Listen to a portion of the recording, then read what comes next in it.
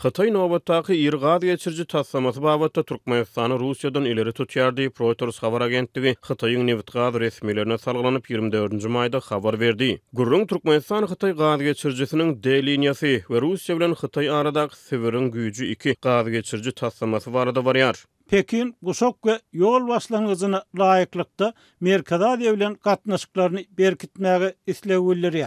Ýöne gurulşyny girişilmeginden 10 ýyl töweregi soň çylşyrymly narh köpleşikleri we başga da 3 Merkez Aziýa ýurdunyň üstünden geçen gaz geçirjini gurmagyň tehnik päsgelçilikler sebäpli daş şahasy taslamasy agsaýar.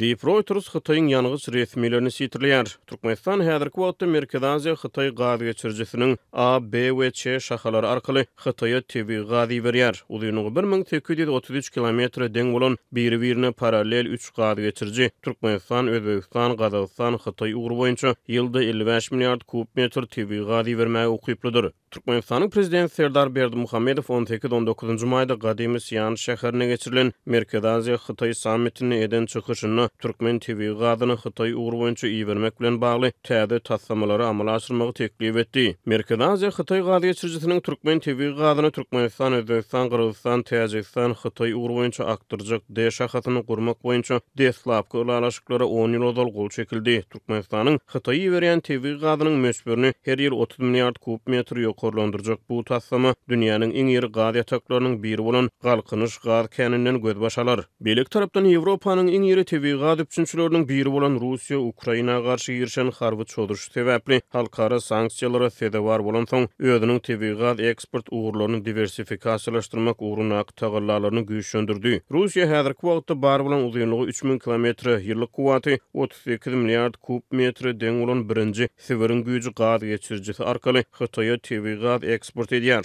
Reuters habar agentligine görä Moskwanyň 2023-nji ýylda bu geçirji arkaly Xitaýa berýän gazynyň möçberiniň 22 milliard kubmetr çenine çykmagyna garaşlýar. Uzunlygy 2600 kilometr deň boljak sewerin güýji 2 gaz geçirji taslamasynyň Mongoliýanyň üstünden çekilmegi gödeňine tuturýar. Xitaýyň prezidenti Xi Jinping'in mart aýynda Moskwa malaşyran saparynyň dowamyny bu gaz geçirji taslamasyny gurmak boýunça gutornukly ulalaşyk gazanylmady. Türkmenistan Xitay gaz geçirjisiniň 966 kilometrlik D şahasy taslamasynyň umumy bahasy takminan 6,17 milliard dollara barabar bolar öýdülýär. Sewerin güýji 2 taslamasynyň bahasynyň takminan 14 milliard dollara çenine çykmagyna garaşlýar.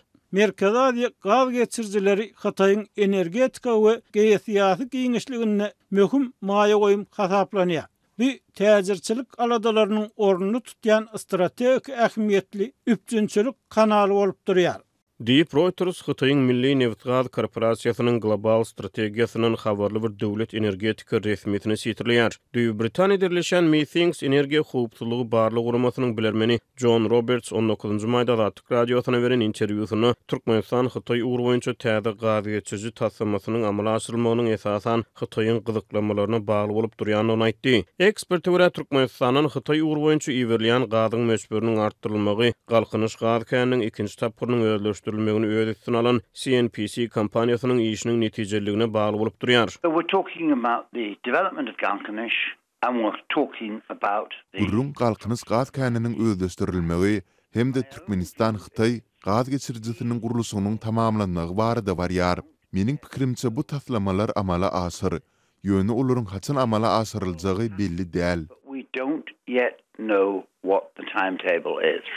Diýip bilermen şonda Atyk radiosyna gurrun berdi. Reuters bilen gurrundaş bolan Xitaýly energetika resmileri Xitaýyň Russiýa bilen, Türkmenistan bilen täze gaz geçirji taslamalaryny durmuşa geçirmeginiň mümkinligini, ýöne Xitaýyň Russiýa bilen deňeşdirilen Türkmenistan bilen aradak täze gaz geçirji taslamasyny has ileri tutýanyny aýdýarlar. Xitay özüniň uzak möhletli gaz ýerliklaryny öpçün etmek üçin iki ulalaşyga da gol goýup biler. Ýöne ol Türkmenistany ileri tutýar diýip Reuters pudok resmilerini sitirleýär. SIA Energy we Ristat Energy geňeşdarlyk kompaniýalarynyň çaklamalaryna görä Türkmenistan Xitay gaz geçirjisiniň D şahasynyň çeni bilen 2028-nji ýylda ýyllyk kuwaty 50 milliard kubmetr barabar boljak täze Rus gaz geçirji taslamasynyň bolsa 2030-njy ýyllaryň başlaryna işe girdilmegi mümkin. Bilermenleri görä Türkmenistan täze gaz geçirji arkaly Hytaý ugur boýunça iberjek gazyny galkynyş gaz kän öýleşdirmegiň ikinji tapgyry bilen üpjünedir. Türkmenistan tebii gaz gorlary boýunça dünýäde 4-nji orunda durýar. Ýöne ýurdun tebii baýlyklarynyň netijeli dolandyrylmalygy, uglevodoros feriştelerinden gelýän girdijileriň